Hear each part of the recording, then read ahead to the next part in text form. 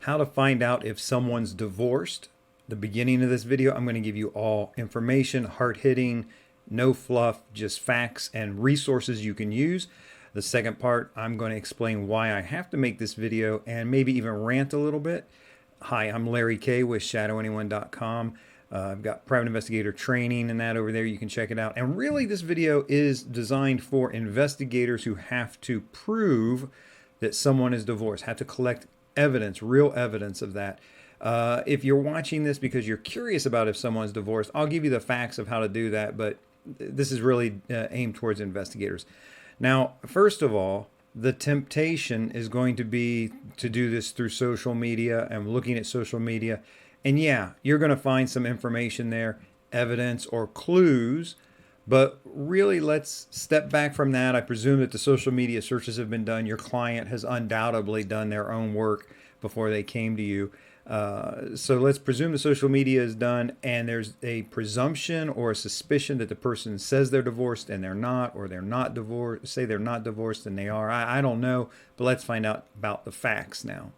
One of the first places you can look is for marriage records, marriage licenses. That's what you're looking for. And most people who get a marriage license go on and become married. This is filed at both the county level and at the state level.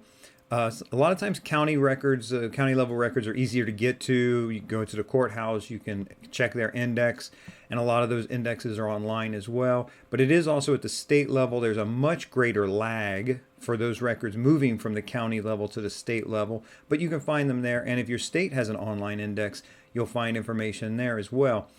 Of course, if this has been a while since the marriage, and of course, that's what you're looking for, clues. If this person says they were never married or says they're not divorced or whatever, starting maybe looking at the marriage will give you a clue about that. An index, if you're not entirely sure what I'm talking about, it's the list of records that the agency has, either that county level or state level agency, usually Bureau of Vital Statistics, that kind of agency at the state level. The county level, it'll probably be held by one of the clerk of courts, maybe probate. It's hard to say. You'll have to look around a little bit in your county. Varies so widely across the country.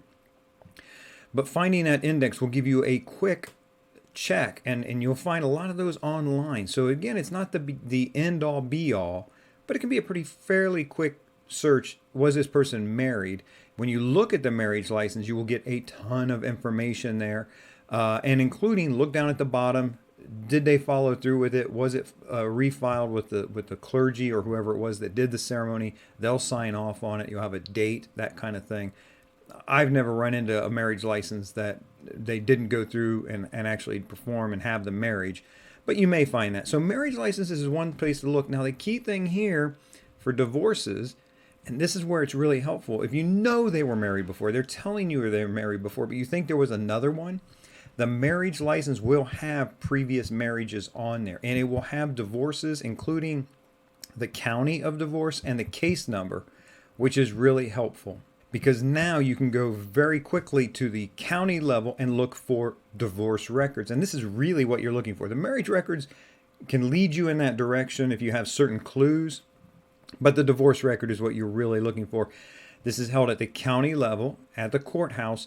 There's two levels of courts in, I think, all counties, really. I can't imagine any that aren't. There's the upper court that does serious felony criminal things, felonies, and will do more serious civil things and higher dollar amount lawsuits, and divorces, of course, fall into that more serious. The lower court will handle small things, small claims court, misdemeanors, that kind of thing. So what you're looking for is the upper court or common pleas court at the county level, and you again can search the index, a list of all the files they have, and many of these are online. You punch in their name and you're gonna see some records, maybe none, but most adults, many adults at least, have something in there.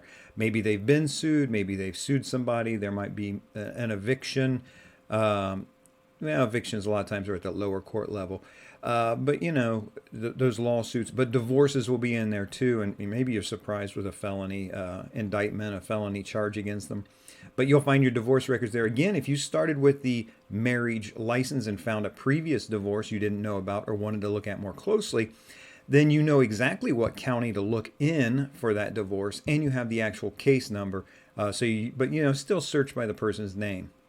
When you're searching for women through these records, be advised obviously their names can change if they were married, divorced, those types of things. So having that case number is especially helpful with women, but otherwise you're using your basic investigative skills. I can't teach you every little thing in a quick little online video, but search by a variety of names, whatever names that person might have.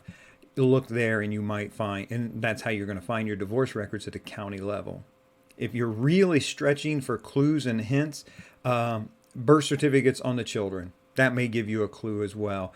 If the person, the baby daddy, is not the same guy that she's married to now, maybe it was a previous person. Again, then you run that name through the various court indexes or sources that you have, even marriage indexes. You just start to piece together what you've got. So there's where you're going to get three major sources of information for you.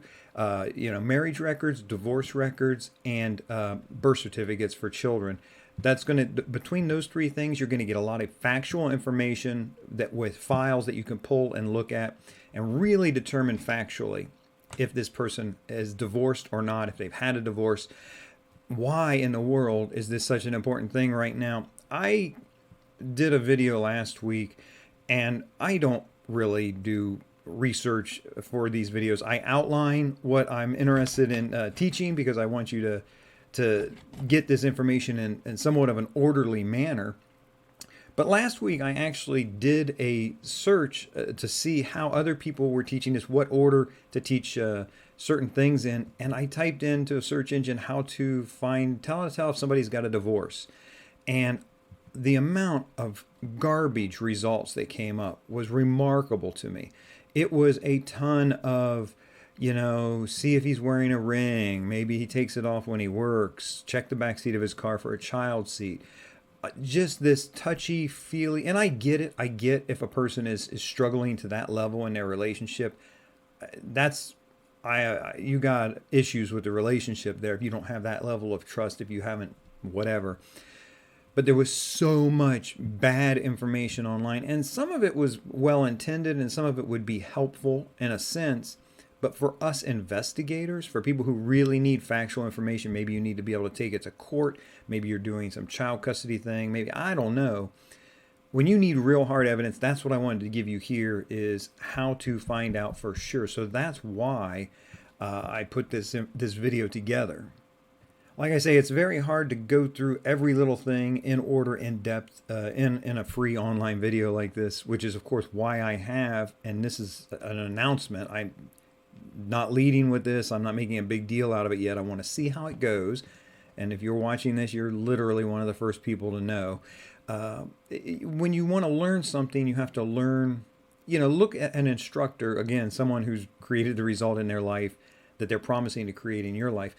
I have my process server course, but the new thing about it is now it is a streaming course online. You're not going to get DVDs. I recognize that is a dying and dead technology. I have finally got it up into a streaming format. It's still over at shadowanyone.com/PS if you want to see details about the course. But I wanted to let you know about that. Just a few people, just the people who follow me, basically. Because if someone's interested in buying it, if someone gets it, I want to kind of go through that process before I roll it out to the whole world, make sure that it goes smoothly. But that's an example of where you're going to get information, not a free online video with some people making their best guess, but a reasoned and thought out, planned thing that teaches you from start to finish in the order you need to know things, starting with even just the basics of terminology, what different things mean.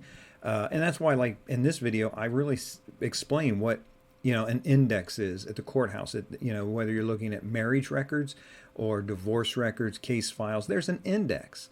Really, really important thing to know, rather than, I presume as an investigator, you're not just going in there kind of lost, but now you can go in a little more informed if you didn't know that or understand that to begin with. Remember, of course, the index is just your basic information. If you find a listing in the index, there's a file somewhere, and you should look at that, and you can look at that. In most cases, it's public record. And so I just want you to learn things properly and in the right order. That's why I made this video, because I saw how much bad information was being put out, sometimes by people that are well-meaning, but a lot of it was just clickbait. A lot of it was just people who wanted you to load their web page just so they could put a banner ad up in front of your face and get paid that half a penny. That's what they think your eyeballs are worth, just half a cent that you would look at the ad, or they can present it to you. That's not what I'm about.